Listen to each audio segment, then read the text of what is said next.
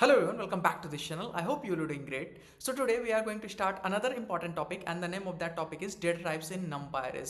बहुत ही बेसिक तरीके से मैं समझाने जा रहा हूँ, एक एक चीज़ को क्लियर करने जा रहा हूँ इस टॉपिक में, जैसे कि बिट्स क्या होता है, बाइट्स क्या होता है। सबसे पहले अपन डिफरेंट डेटा टाइप्स के बारे में पढ़ेंगे, इंटीजर के बारे में पढ़ेंगे, स्ट्रिंग के बारे में पढ़ेंगे, बुलियन के बारे में पढ़ेंगे, कॉम्प्लेक्स के बारे में पढ़ेंगे, ऑब्जेक्ट के बारे में अपन पढ़ेंगे। सब कुछ मैं बताऊंगा, तो वीडियोस के अंत तक आप जरूर रहें और एक एक चीज़ को देखें। सारा मैं फंडामेंटल्स क्लियर कर दूंगा, मैं I am giving my words. अगर वीडियो देख के आपको मजा ना आ जाए तो फिर बता देना, कमेंट सेक्शन में लिख देना कि your video was not really good.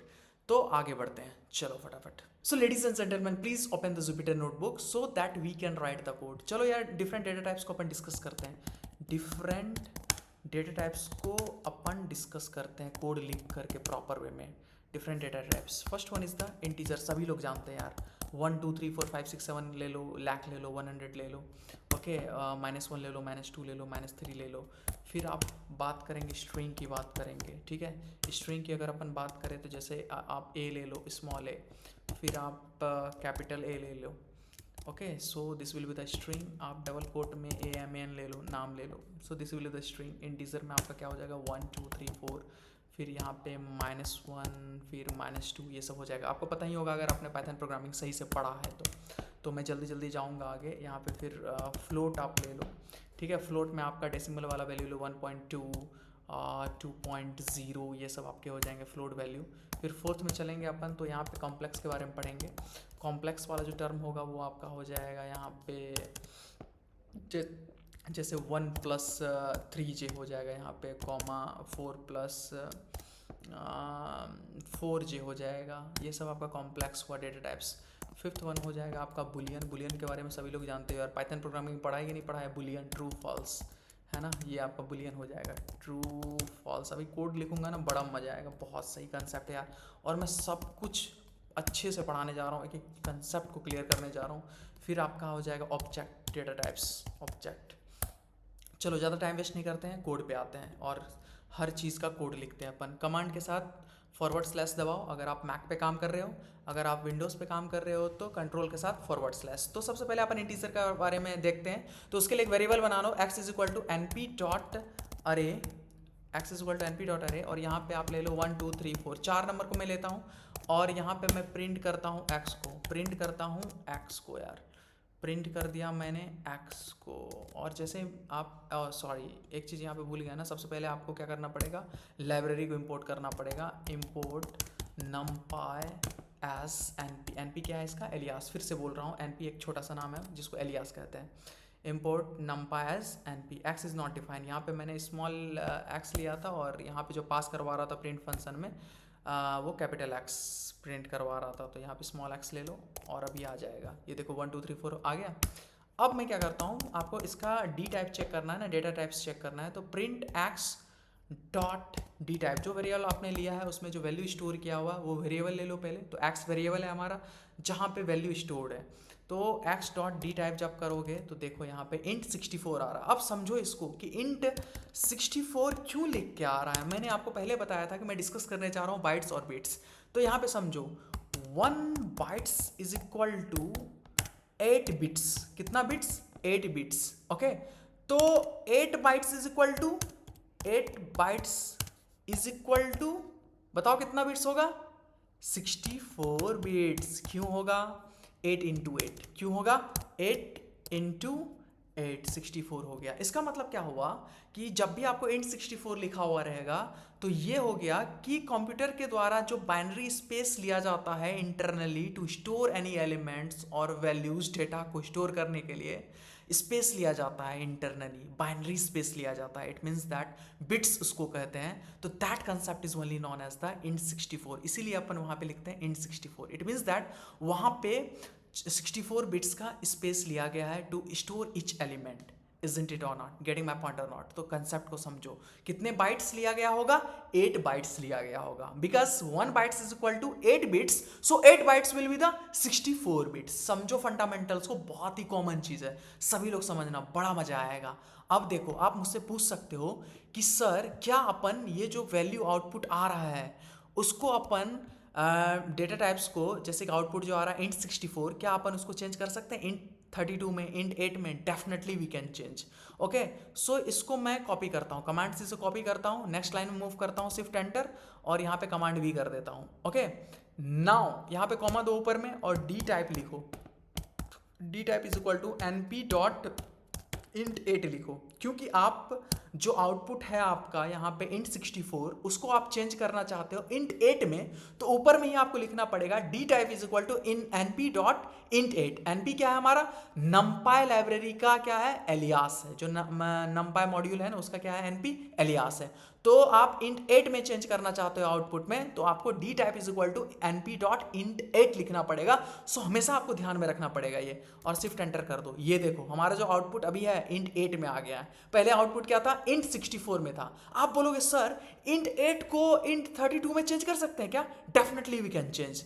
int 8 को आप क्या कर सकते हो, यहाँ पे int 32 लिखो, और यहाँ पे देखो आउटपुट int 32 आ गया। तो फंडामेंटल्स को समझो, एक एक चीज को समझो, आगे बढ़ते हैं। चेंज हो गया कि नहीं हो गया। आप क्वेश्चन मुझसे ये पूछोगे कि क्या इसको फ्लोट में भी चेंज कर सकते हैं, डेफिनेटली वी कैन चेंज, तो आगे मैं बताऊंगा। तो अभी अपन एक और वेरिएबल बनाते हैं, इस a is equal to np dot array, and यहाँ पे क्या हो जाएगा, आपको वैल्यू ले लो यार, -1 -2, फिर 1 ले लो, फिर 33 ले लो, फिर 100 ले लो, फिर 1000 ले लो, इस तरीके से लो, और फिर यहाँ पे ले लो प्रिंट ले लो a, एंड यहाँ पे ले लो print a dot D type.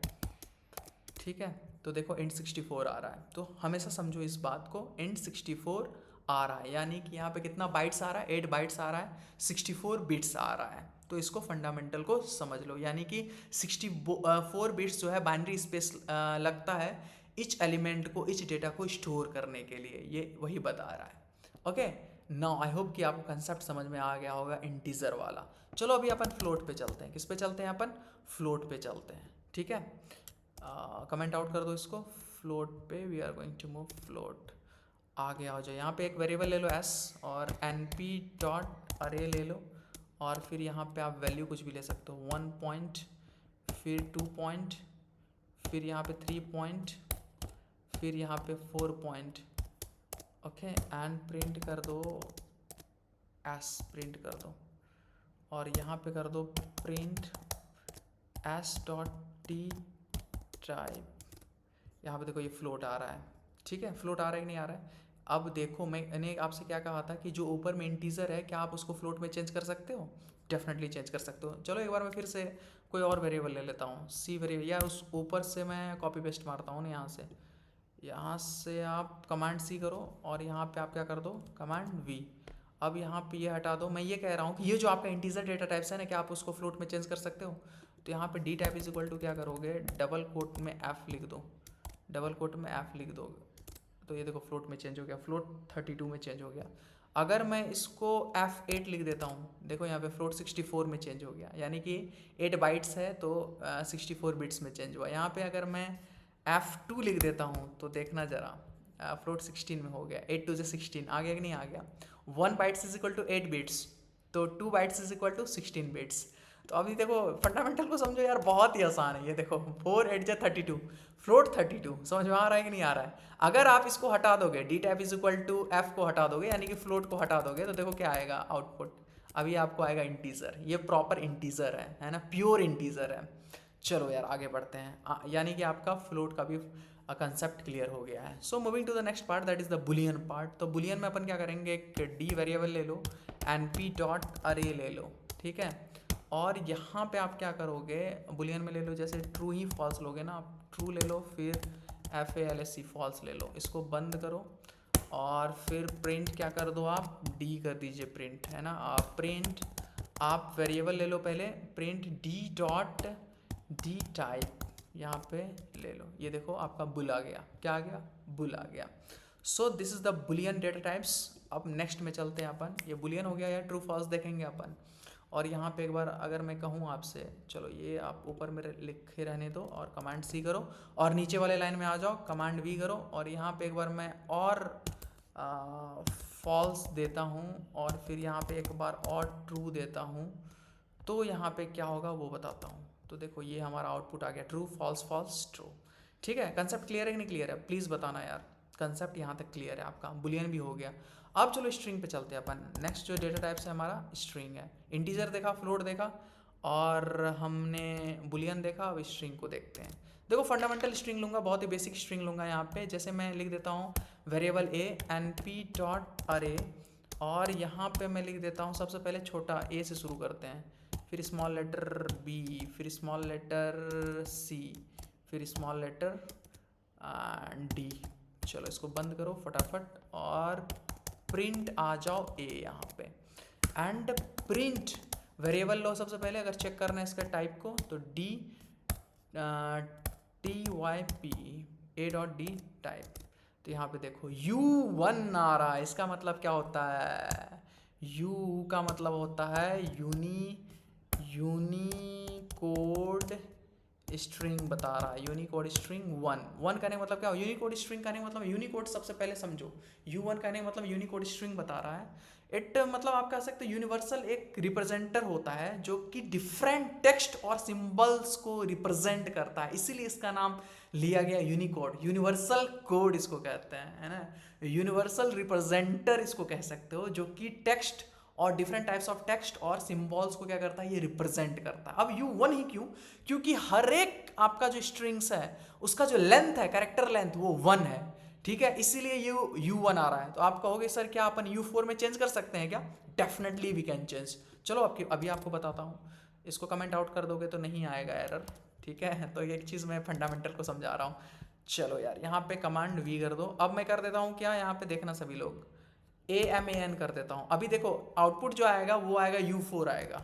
देखो u4 आ गया कि नहीं आ गया, बोलो क्यों आया u4, क्योंकि हमारा जो ये स्ट्रिंग है अमन वाला, उसमें जो मैक्सिमम लेंथ है, यानी कि जो मैक्सिमम कैरेक्टर लेंथ है वो कितना है, 4 है, AMAN 4 है ना, इसीलिए आपको यूनिकोड स्ट्रिंग 4 दिखा रहा है, ठीक है। क्या आप बोलोगे क्या ये 5 में कन्वर्ट हो सकता है क्या, डेफिनेटली ये 5 में भी कन्वर्ट हो सकता है। यहाँ पे अमन के जगह पे क्या कर दोगे, एक और m रख दोगे, यहाँ पे मेंशन कर दोगे, तो यहाँ पे u5 आ जाएगा। आई होप कि आपको सब कुछ समझ में आ रहा होगा। अगर अपन कैपिटल लेटर में देखें तो इसको कैपिटल लेटर में भी अपन चेंज कर सकते हैं। तो देखो कैपिटल लेटर में कैसे चेंज करोगे, इसी वेरिएबल को अपन यूज़ करते हैं, command C and command V। तो यहाँ पे आपने लिया ABCDEFG, स्मॉल लेटर में G से निकला गांधी जी। नाउ अपन कैपिटल लेटर में लेते हैं, I was kidding really, okay. यहाँ पे आप B लीजिए एंड यहाँ पे आप C लीजिए, सॉरी उप्स, C, और यहाँ पे आप क्या लेंगे, D लेंगे, और इसको आप चेक करो ज़रा। यहाँ पे देखो u1 आ गया ना कैपिटल लेटर में, ABCD। अब यहाँ पे ले लो DOG ले लो यार, तो यहाँ पे u3 आ गया। आ रहा है कि नहीं आ रहा है, बोलोगे सर क्या दोनों को मिला करके नहीं ले सकते हैं क्या, ले सकते हैं यार, डेफिनेटली ले सकते हैं, है ना। ABCD एंड डॉग ले लिया, दोनों को मिला करके करेंगे मतलब small letter and capital letter, small letter and capital letter, ये देखो ये लो भाई, एंड ये आपका ये रहा। अभी देखो क्या आएगा, ये देखो u1 ही आ रहा है, यानी कि आपका जो है कैपिटल लेटर को पहले प्रेफर किया जा रहा है, ABC को, है ना। यूनिकोड स्ट्रिंग 1 है, जो ईच स्ट्रिंग का जो कैरेक्टर लेंथ है वो 1 है, इसीलिए u1 दिखा रहा है। आई होप कि आपको समझ में आ रहा होगा, अच्छे से समझ में आ रहा होगा, ठीक है। नहीं समझ में आ रहा है क्या, आ रहा होगा, अच्छे से आ रहा होगा। आप कह सकते हो क्या सर अपन मिला सकते हैं सब कुछ को, इंटीजर को अगर स्ट्रिंग के साथ मिला दे तो फिर क्या होगा, चलो उसको भी मिला करके दिखाता हूँ यार, इंटीजर को स्ट्रिंग के साथ मिला करके दिखाता हूँ। तो यहाँ पे मैं ले लेता हूँ 1 2 3, ओके। नाउ अब चेक करता हूँ, ये देखो u21 आ रहा है। अब बोलोगे सर 21 क्यों, क्योंकि आपका हर एक स्ट्रिंग का क्या है, जो मैक्सिमम लेंथ है वो 1 ही है। तो ये देखो बाय डिफॉल्ट क्या करता है, नंपाई लाइब्रेरी जो लेता है वो 21 ले लेता है। क्यों ले लेता है कि मैक्सिमम, ऐसे देखो इसको एक एग्जांपल से ऐसे समझो कि आपके यहाँ गेस्ट आने वाले हैं, आपको पता नहीं है कि कितना गेस्ट आने वाले, हो सकता है 100 आ जाए, 200 आ जाए, 20 आ जाए, 30 आ जाए। आपने क्या कर दिया, एक्स्ट्रा चेयर मंगा के रखा। अगर 100 का अनुमान है तो आपने 150 कुर्सी को मंगा करके रखा, है ना, परचेज करके रखा, ताकि अगर 100 से ज़्यादा आपके यहाँ गेस्ट आ जाए तो आप उसको अरेंज करवा सको कुर्सी को। उसी तरीके से यहाँ पे सब कैरेक्टर जो हर एक स्ट्रिंग का जो लेंथ है वो तो 1 ही है, बट इसने क्या कर दिया, बाय डिफॉल्ट 21 का लेंथ स्पेस लेकर के रखा। अगर 21 लेंथ का भी स्ट्रिंग आ गया तो वो ईजिली ऑक्यूपाई हो सकता है उस स्पेस में। So this is the beautiful concept of NumPy arrays, okay. तो हमारा क्या हो गया, स्ट्रिंग हो गया, बुलियन हो गया, इंटीजर फ्लोट हो गया। अब चलते कॉम्प्लेक्स पे। अब चलते हैं अपन कॉम्प्लेक्स पे। कॉम्प्लेक्स को समझो ज़रा अच्छे से समझो। तो अब कॉम्प्लेक्स को समझते हैं। तो सबसे पहले एक वेरिएबल ले लो यार, इस बार एफ ले लेते हैं, एन पी डॉट अरे, और यहाँ पे ले लो 2+3 ले लीजिए आप, है ना, और फिर प्रिंट कर दीजिए यहाँ पे एफ, और प्रिंट कर दीजिए एफ डॉट डी टाइप। ये देखो कॉम्प्लेक्स 128 आ गया। आप बोलोगे सर क्या इसको अपन चेंज कर सकते हैं कॉम्प्लेक्स 64 में? तो यहाँ पे डी टाइप कर दीजिए is equal to double quote में COMPLEX कॉम्प्लेक्स 64 में। चलो चेक करते हैं। ये देखो कॉम्प्लेक्स 64 में चेंज हो गया है। अभी और इसको बढ़ा दो, एक बार कॉमन ले लो यहाँ पे, 6+5J कर दो, 6+5J कर दो। यहाँ पे अब देखो कॉम्प्लेक्स 64, कॉम्प्लेक्स 32 कर सकते हैं क्या? 32 लिखो, error, data type complex 32 not understood. ठीक है, कॉम्प्लेक्स 128 तो हो ही जाएगा ना। ये देखो 128 हो गया है। तो आपको चेक करना पड़ेगा क्या यहाँ पे अंडरस्टूड है, क्या अंडरस्टूड नहीं है। अब आपको अच्छे तरीके से समझ में आ गया होगा कॉम्प्लेक्स वाला पार्ट भी। तो कॉम्प्लेक्स वाला डेटा टाइप्स ऐसा होता है जो कि आपका जे के फॉर्म में होता है कि पहले इंटीजर आ गया, फिर 3J 5J 6 and all. So this is the concept of complex data types in NumPy। और लास्ट वाला जो हमारा बच रहा है वो ऑब्जेक्ट बच रहा है। क्या बच रहा है? ऑब्जेक्ट। इसमें क्या होता है, सारा डेटा टाइप्स जो होता है वो मिक्सअप होता है। मिक्सअप कहने मतलब साथ में लिखा जाता है। देखो कैसे लिखते हैं अपन, उसको समझना है। अपन ने दूसरा वेरिएबल लिया, एच नाम से वेरिएबल लिया, H is equal to np dot array, और यहाँ पे समझेंगे सभी लोग। यहाँ पे सबसे पहले ले लिया आपने इंटीजर दादा, फिर ले लिया आपने 3.3 फ्लोट, फिर आपने लिया बुलियन ट्रू, फिर आपने लिया फॉल्स FALSE फॉल्स, फिर आपने ले लिया स्ट्रिंग अमन रमन चमन पवन सब ले लिया। अब इसको क्या कर दीजिए दादा, बोलिए ना दादा, प्रिंट कर दो एच को, प्रिंट एच करा and print H dot D type करोगे, डी टाइप करोगे तो देखो क्या आ रहा है, print H dot D type बोल रहा है NumPy ND array has no object D type. अच्छा डी टाइप, ये देखो U32 दिखा रहा है, यानी कि यूनिकोड स्ट्रिंग 32 ही दिखा रहा है।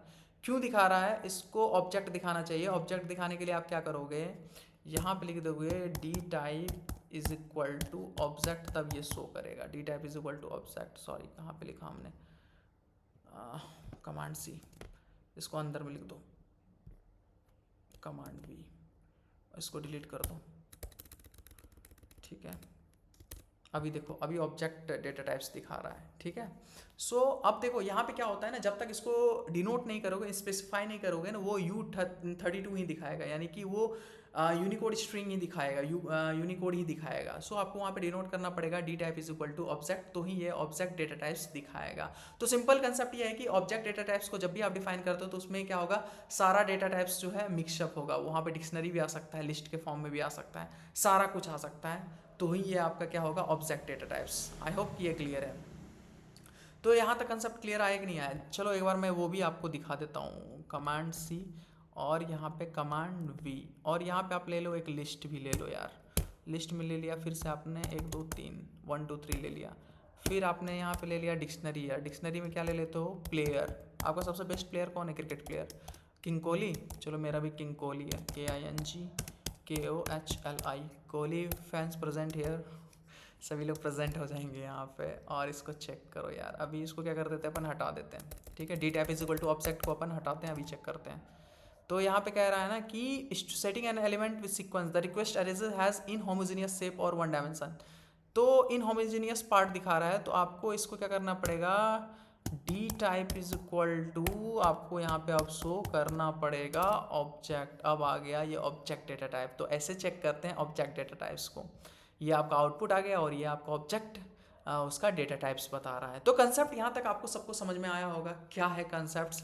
और मेरे हिसाब से आपको ये जो मैंने डेटा टाइप्स पढ़ा है NumPy में काफ़ी अच्छा लगा होगा। एक एक चीज़ को मैंने समझाया, बहुत ही बेहतरीन तरीके से समझाया है।